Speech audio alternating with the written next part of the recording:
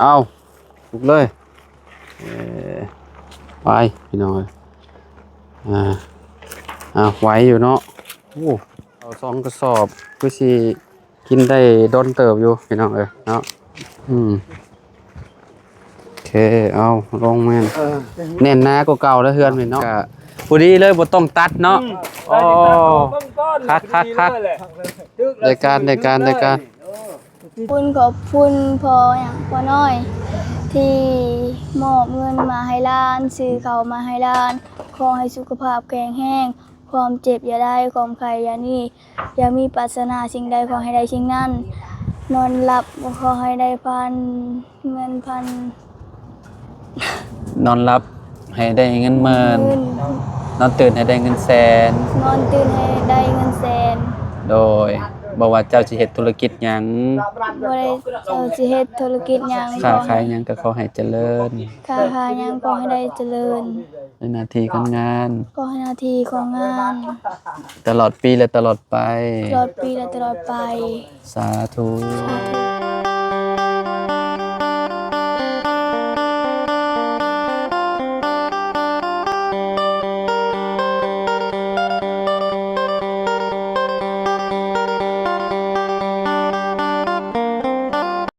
มาต่อพี่น้องเนาะ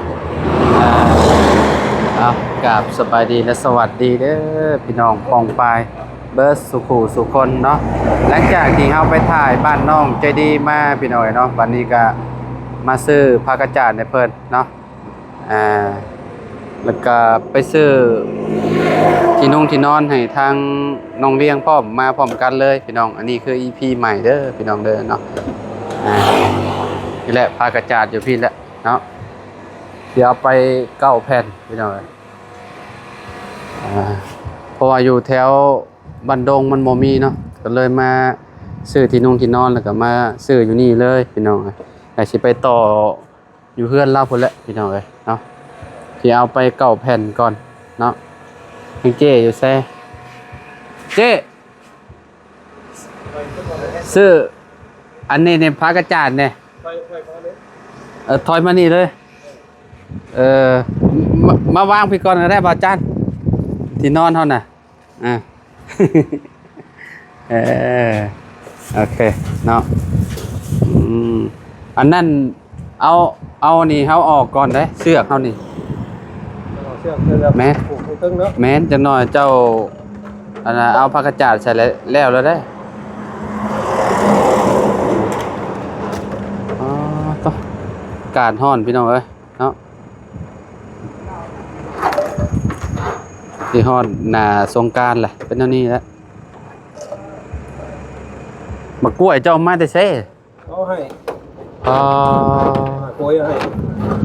เอาให้3-4 เครือเลยอันนี้ดิมันบ่ฮักบ่ขากองจังนะบ่ย่านมันฮักบ่ได้เนาะ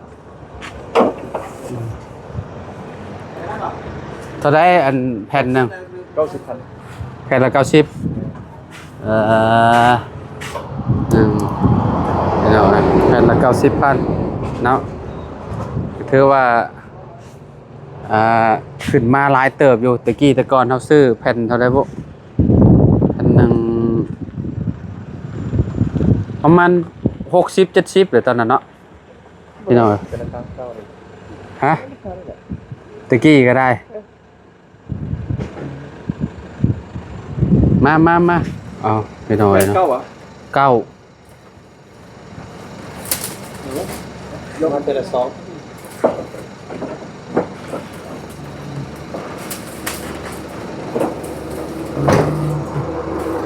ไปสินั่นรถเบาจันนี่ก็พี่น้องนี่เพิ่นสิต้องมีแนวห้องพร้อมได้เนาะยันสีรถเพิ่นนี่แหละพี่น้องเนาะ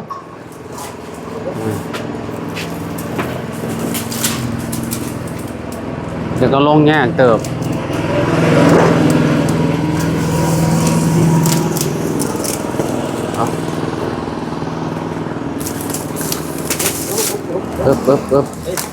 มันอ่อนนะลีเนาะเอาว่าเถื่อละเอาเข้าก่อนก็ได้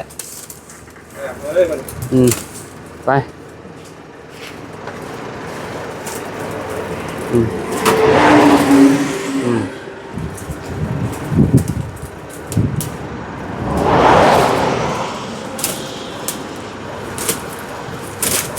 อืม เป็นขั้นสุด สี่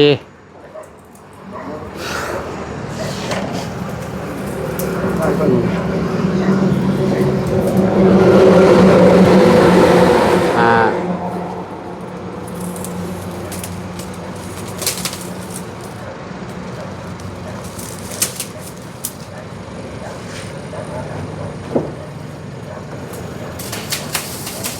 ใครเนี่ยแต่มันมีอยู่บ้านเมืองแสดเพราะว่าอยู่แถว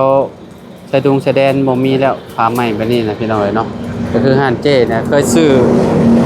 ประจำโยหานเรานะพกอืม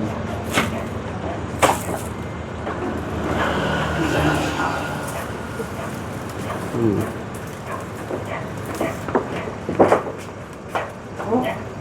อืมอืม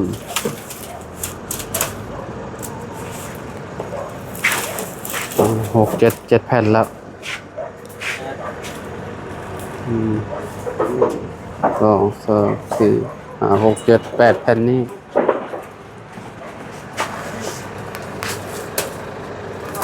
อืม แม่ละ แปดโอเค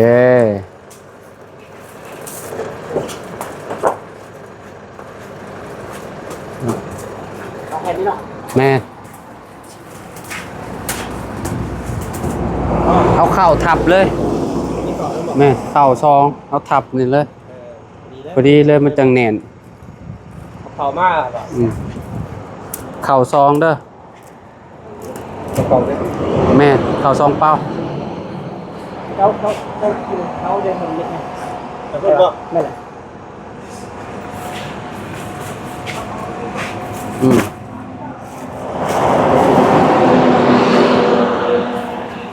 ซื้ออยู่ห้าแล้วเลยพี่น้อง630,000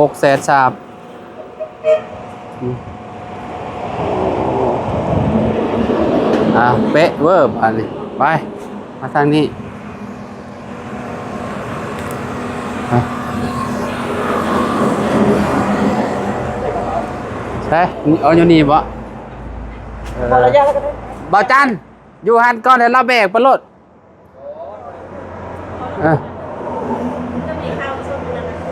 เอาเบื้องนั่นบ่แล้วว่าอยู่นี่แล้วไปพวกก็ได้ใช่พออยู่พี่บ่เขาอะเออ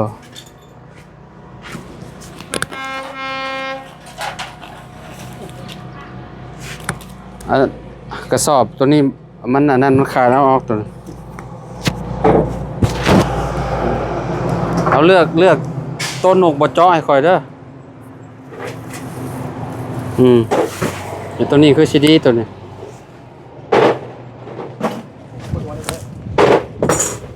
โอเคแล้วก็ครับสอบนี้คือสิบ่เป็นหยังเนาะโอเคมันมีตัวเจาะตัวนี้เจาะอันนี้ตัวนี้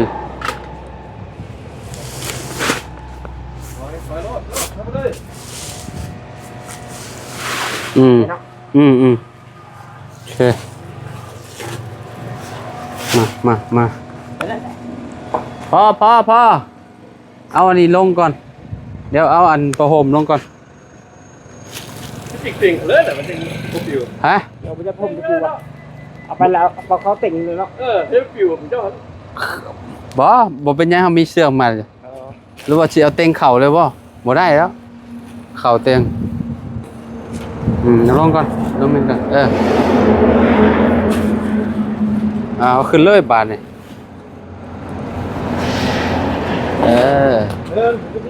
โอ้ยแล้วไม่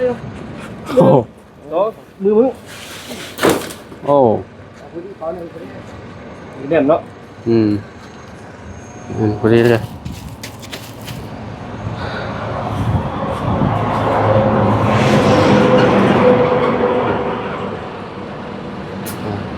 ตัวนั้นยับไปพ่นก็ได้เจ้าน่ะโอ้ไปยับโอโอเคเอาใส่ความแหงเอ้ย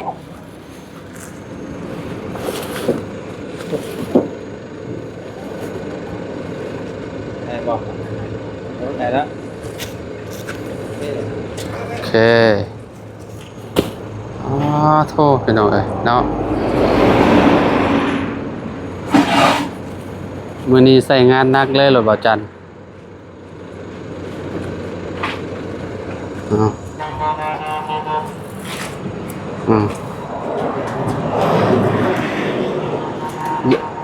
คงทางได้ป่านี่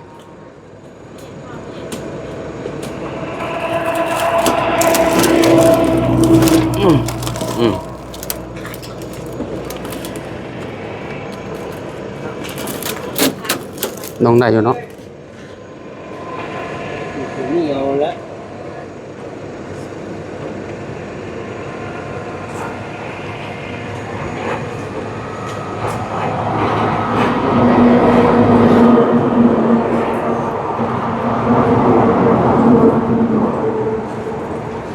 ใส่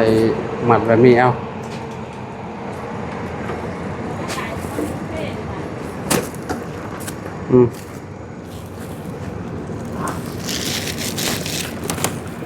พอต่อ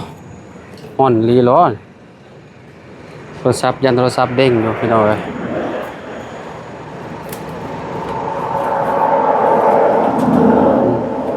เอาซองกระสอบได้โอเค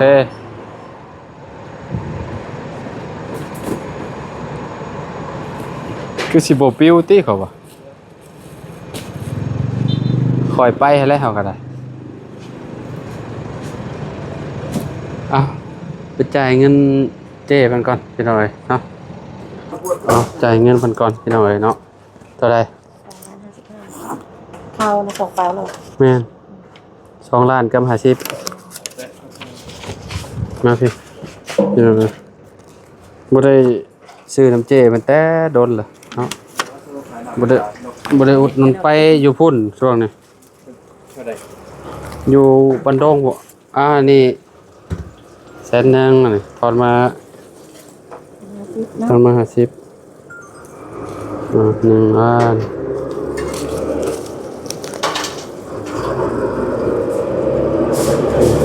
นี่ยัง นับมันก่อนให้เรานับมันก่อน ฮัลโหล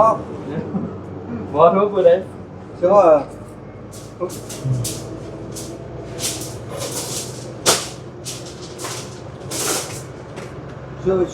เคโอเคพี่น้อยเนาะไปขอบใจละลายพี่น้อยเนาะเบิดไป2 ล้านกับ50,000พี่น้อยเนาะเอาไปเบิ่งไปชมพุ่นแหละบ้านนี้เนาะอยู่เฮือนน้องใจดีพุ่นแหละพี่น้องเอ้ยโดยลืมซื้อตะปูก่อนตะปูต่อก่อนพี่น้องเอ้ยเนาะเอาตะปูแว่ให้แน่โลเท่าใด2 โล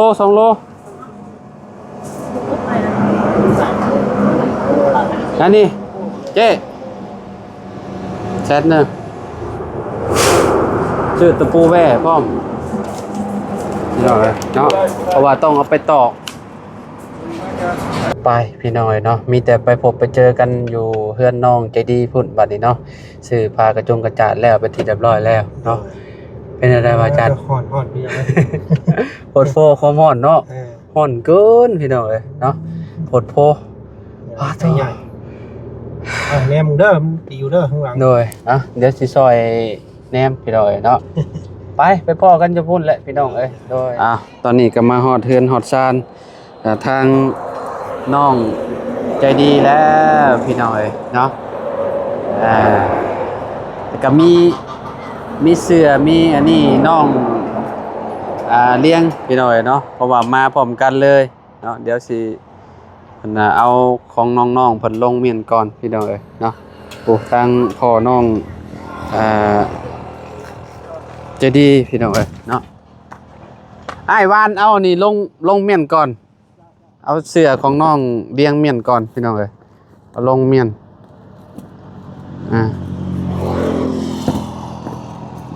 ดี๋ยวไปวางไว้หมองเฮือนน้องอันนั้นก่อนก็ได้น้องแต่งจริงก่อนก็ได้เลยเอาโอเคเอามันนี่นะ แม่นเอาลงไปไหว้ผมก่อนเลยนี่เลยเอาไปวางไว้ผมก่อนเอามุมนี่ก็ได้แถวนั้นแหละโอเคโล่งๆดีมีเข่าพี่น้อยเข่าเอาลงให้ทางนี่แหละครอบครัวซาวดีเพิ่นเนาะครอบครัวน้องใจดีแหละอันนี้เข่าเจ้าเอาลงไว้เบิดเลย2กระสอบเอาเข่าลงก่อนก็ได้แบกคนละกระเป๋าเลยจะให้หน่องได้แล้วใส่บาก่อนเราลุงจะได้เนาะอ๋อขึ้นไปพูดเลย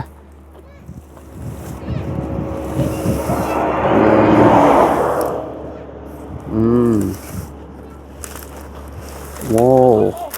โอเคเอาลุกเลยไปพี่น้อยไหวอยู่เนาะโอ้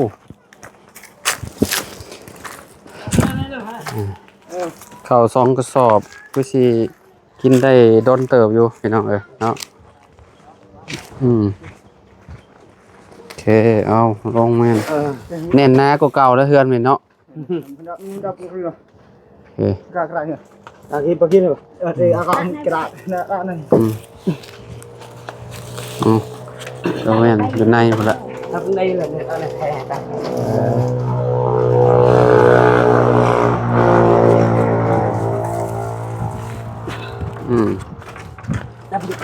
ใจดีไปใส่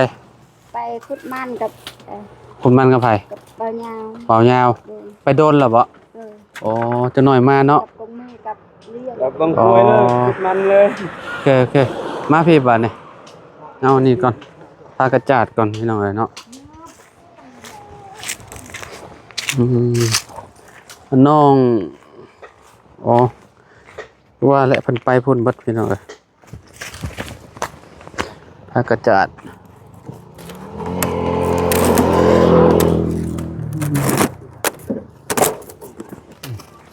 ควรใช้ในมุ้งต่อค่อยๆเด้อยันรถเบาจันเพิ่นนั่นพี่น้องเพราะว่าตะปูออกก่อนก็ได้ตะปูเขาซื้อมาให้2 โล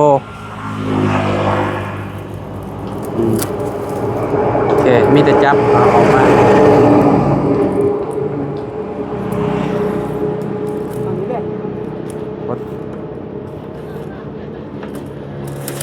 มันเป็นไม้บ่ฮู้ว่าภาษาอันเพิ่นเว้าไม้หยังนะไม่เหี้ยเนาะเหี้ยแรกสิต้นนึงเหี้ยแรกสิจะปอกเอาไปทางนั้นก่อนโดยไว้หันก่อนที่ยาก็เปิดนุ่มเลยเห็นได้ไหมบ่เอาลงไว้นี่ก่อนก็ได้เนาะมาเลยเฮาจังคนไปพุ่นเอาไปบัดเดียว9 แผ่นคือสิพออยู่ดอกเนาะพอแล้วไปแผ่นเอาแผ่นคันว่ามันเหลือก็เอาไว้เฮ็ดอย่างอื่นก็ได้ไว้ขังบ่อนเจ้าดังพื้นดังไฟเจ้าหั่นแหละเนาะยามฝนแล้วมันยากเด้เวลาฝนตกฟ้าลงมาแผ่น90,000แม่นความพอน้องใจดีเว้าอยู่แรกๆคิดว่าต้นนี่บ่แม่นชื่ออยู่บ้านเมืองแสนนั่นแหละอยู่แถวนี้มันบ่มีเด้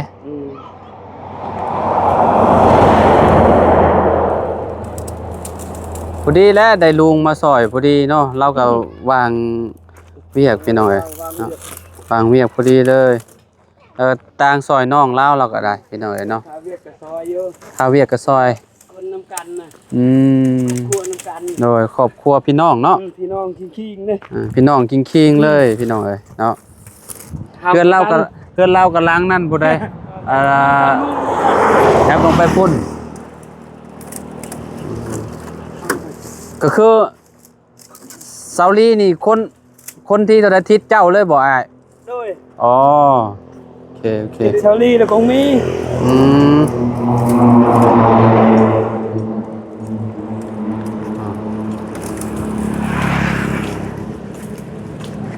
โอเคใครแน่แต่เพื่อนเพิ่นมีผู้ชายพี่น้อยเนาะยังได้ซอยกันของมีก็เก่งเด้เราซับภาคได้พี่น้อยเนาะซับไม้ซับหยังได้เดี๋ยวเด้อปีมาทางนี้ก็ได้โอเคเอาโอเคสีมันไม่ถึงอยู่กับน้อยหนึ่งกับโปกแล้วได้รถก็ได้เดี๋ยว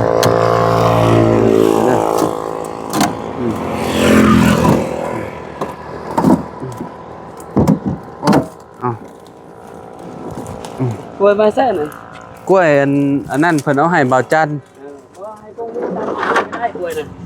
แกกล้วยนี่กล้วย คนที่ว่าเพิ่นไปถ่ายคลิปอะไรเพิ่นเอาให้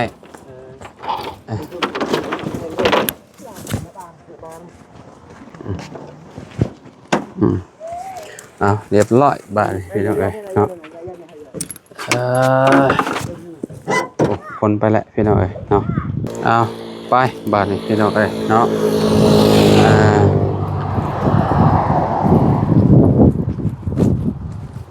ไปบาดนี่คนไปพูดแล้วบ่าวจันได้รถเจ้าก็ได้ทางโค้งขอบใจบ่าวจันหลายๆมีแต่รอให้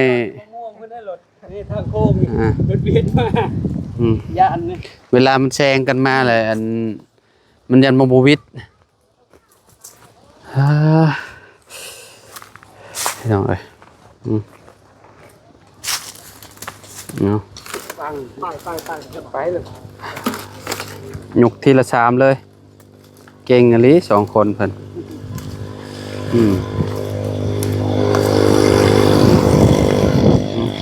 สมแซมพอได้ลบพ้นนั่นแหละหลายปีอยู่ดอกพี่น้องคันว่ายังบ่มีกำลังใหม่ก็ได้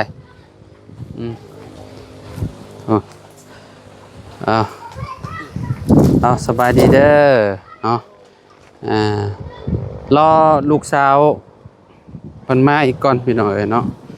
ตัวหนึ่งเข้าบ่นี่ปวดขาดบ่ฮู้เลยเด้อนี่ว่าปวดเจ้าขาดบ่มีหวดบ่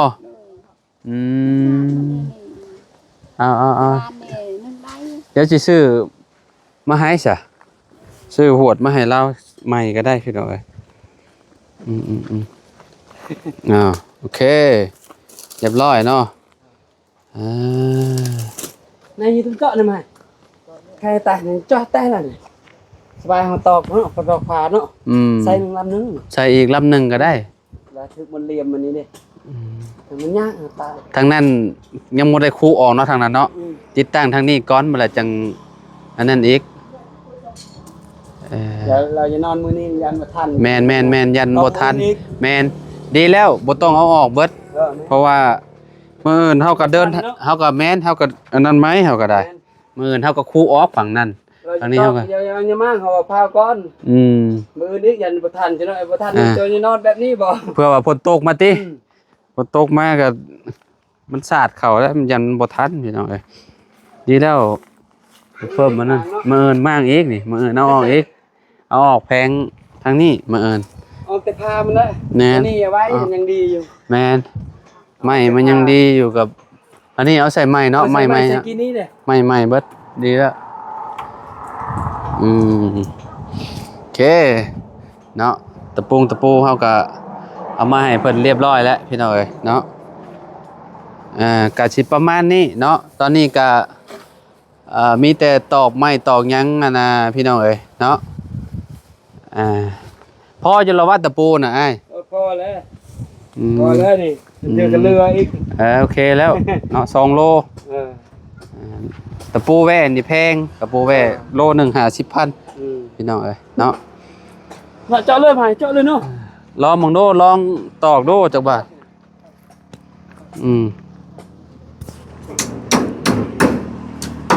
พี่น้องเอ้ยเนาะพี่น้องเอ้ยเนาะก็ผู้ดีเลยบ่ต้องตัดเนาะอ๋อคั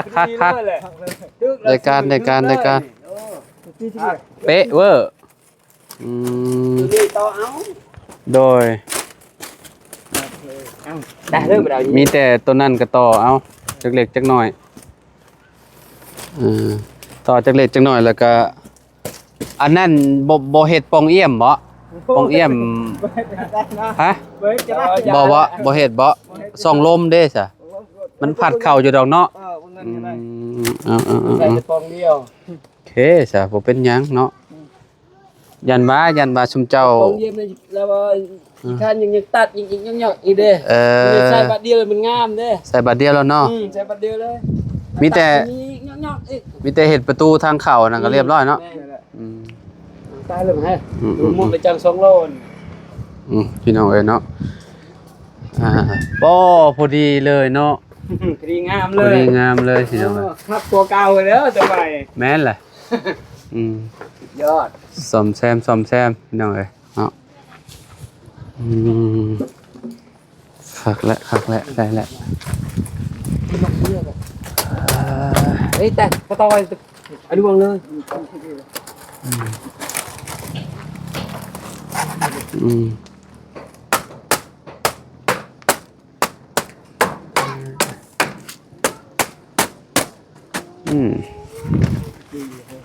ดีได้ป่ะ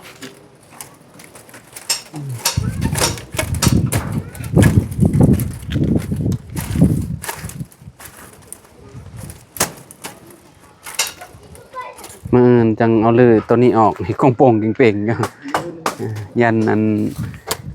มันบ่ทันมันนี่เพราะว่าบ่แรงต้องนอนได้บ่แรง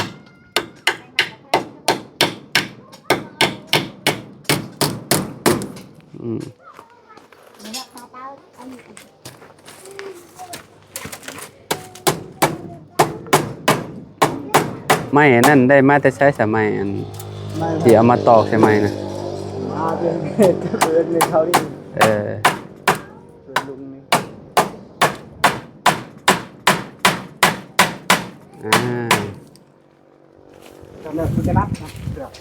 ใจแรกสิใจแรกตัดแล้วครับในใต้นั่นเลยไหนมันใต้พวกเราไม่นั่นน่ะประมาณหลายปีเติบแล้วไม่เก่าๆนะเนาะเมคอนก็จักได้มาแต่ใช้เมคอนเก็บมาแต่ใช้พวกโอเคแล้วว่าเมคอนน่ะจักได้มาแต่ใช้เมคอนก็ได้เก็บเอาอยู่ในแม่ขึ้นเท่ากันจะพอแล้วตอบมาจากลูกเขาตอบประตูให้มันขึ้นลงแล้วมันบ่เข้า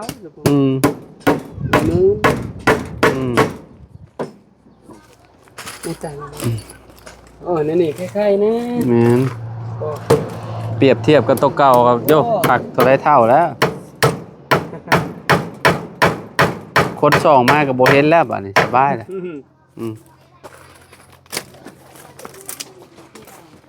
แตกปืนนั่นเหรอตากี้เหรอมีแต่รออันทางน้องใจดีมาก่อนพี่น้องเนาะเดี๋ยวให้เปิ่นตอกไปก่อนเนาะ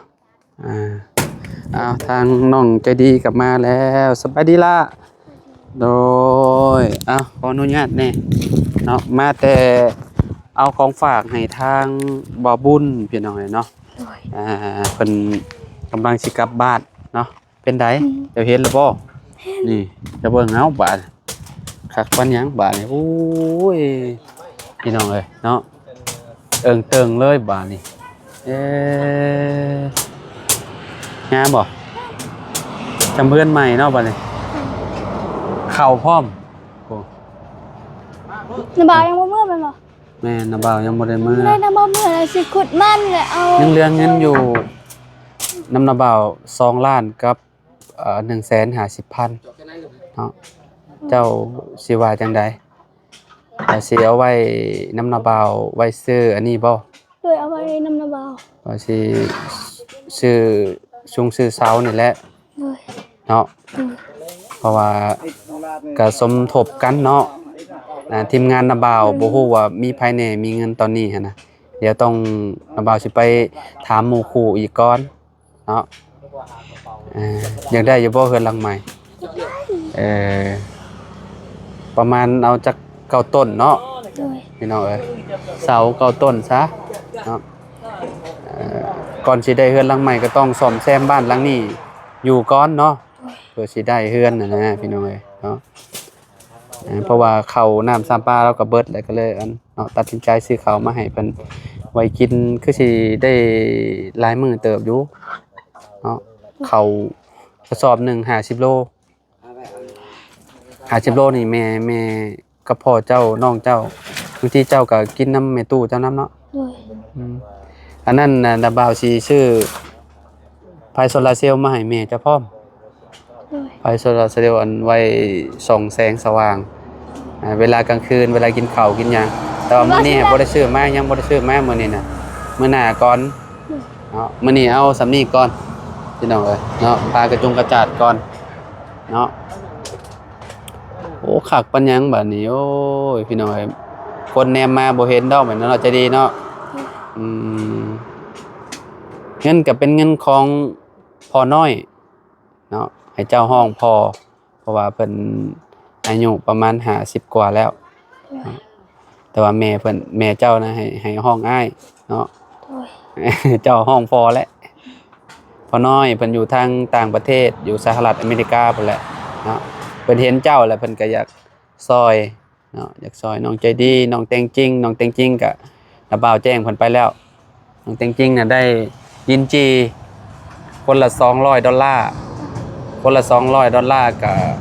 น้องใจดีนี่ก็สิได้อยู่ก็เป็นเงินกีบก็4ล้า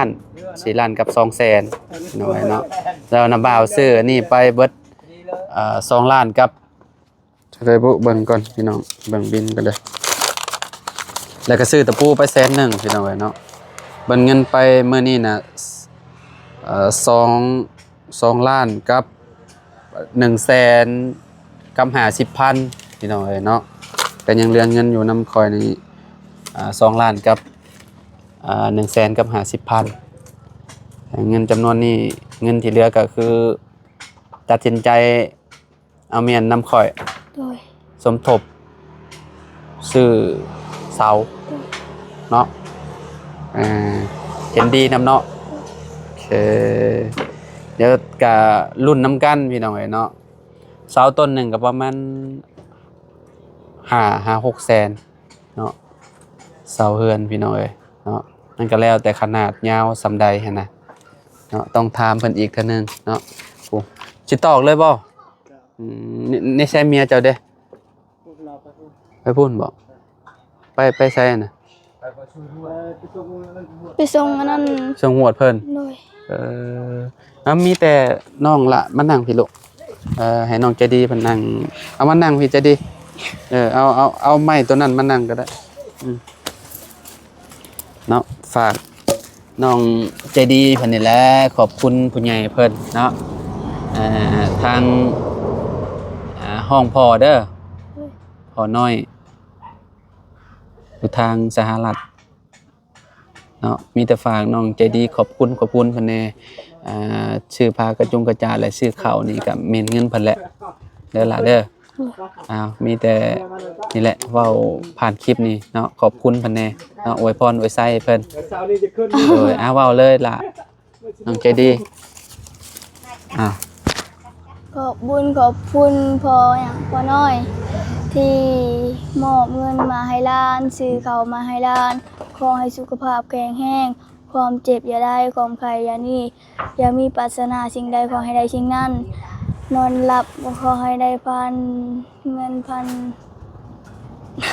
นอนหลับให้ได้เงินหมื่นนอนตื่นให้ได้เงินแสนนอนตื่นให้ได้เงินแสนโดย บอกว่าเจ้าสิเฮ็ดธุรกิจหยัง บ่ได้เจ้าสิเฮ็ดธุรกิจหยัง ค้าขายหยังก็ขอให้เจริญ ค้าขายหยังก็ให้ได้เจริญ ในหน้าที่การงาน ก็ให้หน้าที่ของงาน ตลอดปีและตลอดไป ตลอดปีและตลอดไป สาธุ สาธุ น้องเพิ่นก็บางทีก็อวยพรได้อยู่บางทีก็ลืมเนาะ โอ้ย เป็นอะไรมักลืมบ่ อ้าวก็คือก็บอก เอ่อน้องใจดีพี่น้อยเนาะเอาหนบมือนำนาบ่าวเนาะเอาก่อนอื่นก็ต้องขอบใจทางทางไอ้น้อยหลายๆเด้อเนาะที่ให้เฮาเป็นสะพานบุญให้เนาะมื้อนี้เฮาก็ไปซื้อปลากระจาดมาแปลงซ่อมแซมเฮือนให้น้องใจดีพ่อน้องใจดีแหละพี่น้อยเนาะเพิ่นก็เนาะเฮือนผุพังแฮงพี่น้องก็เลยลื้อเฮ็ดใหม่พี่น้อยเนาะปลากระจาดก็เปลี่ยนใหม่เนาะเฮือนอันนี้ยังอันนั้นอยู่เนาะสังกะสียังโอเคอยู่เนาะยังบ่ได้หัวปานใดพี่น้อยเนาะก็ยังบ่ได้เปลี่ยนดอกเนาะจังได๋ก็ขอบคุณเนาะทางอ้ายหลายๆเด้อที่ให้น้องเป็นสะพานบุญให้เนาะก็ขอให้อ้ายอยู่ดีมีแรงความเจ็บบ่ให้ได้ความไข้บ่ให้มีปรารถนาสิ่งใดก็ขอให้ได้สิ่งนั้นเด้อเนาะสิ่งสำคัญก็คือสุขภาพร่างกายแข็งแรงนั่นแหละเนาะอย่าเจ็บอย่าจนเด้อเนาะแล้วก็พ่อแม่พี่น้อง FC เบ่ทุกคนเนาะที่ติดตามและเป็นกำลังใจให้ทีมงานชุมเฮามาตลอดเนาะน้องใจดีเนาะและเป็นกำลังใจให้เบิดสุขสุขคนนั่นแหละพี่น้องเนาะขอบคุณหลายๆเนาะมื้อนี้ก็ชุมเฮาเนาะพากันซ่อมแซมเนาะบ้านเพิ่นพี่น้องซุเพิ่นก็พากันโอ้ดีใจพี่น้องเนาะพากันเปลี่ยนไม้เปลี่ยนอันนี้มันใหม่พี่น้องแล้วก็เอาผ้ากระจาดมาใส่ใหม่เนาะจะดีเนาะโอเคซะไปน้องจะดีพี่น้องเนาะประมาณนี้เนาะมื้อนี้มื้ออื่นก็สิเปลี่ยนตัวนี้บ่มื้อนี้หยุดก่อนเนาะพอสำนี้ก่อนมื้ออื่นจังว่ากันดีใจบ่อายได้ใหม่เนาะได้ผ้ากระจาดใหม่เนาะโอเคเอามาพี่แน่เจ้าน่ะซาวลี่เนาะมาขอบคุณทางไอ้น้อยเพิ่นแน่เนาะโดย คนสบายใจดี อ่า เมื่อไปเลย ขอบคุณผู้ใหญ่ใจดีที่มอบเงินมาม อบเงิน ให้ลูกให้หลาน มอบเงินให้ลูกให้หลาน ก็ให้สุขภาพแข็งแรง ให้สุขภาพแข็งแรง ความเจ็บอย่าได้ ความเจ็บจะได้ ผมใครอย่ามี ความคายจะมี ปรารถนาสิ่งใด ปรารถนาถึงได้ ขอให้ได้ถึงงาน ขอให้ได้ถึงงานสาธุ โดยเพิ่นก็เว้าบ่เก่งบัดใดพี่น้องต้องมาขอโทษขออภัยหลายๆเด้อพี่น้องเด้อเนาะทางแม่น้องจะดีนี่คือแบบเว้าลาวบ่ค่อยเก่งบัดใดพี่น้องเอ้ยเนาะแม่นบ่จะดี โดย อืมโอเคเนาะอันเฮาก็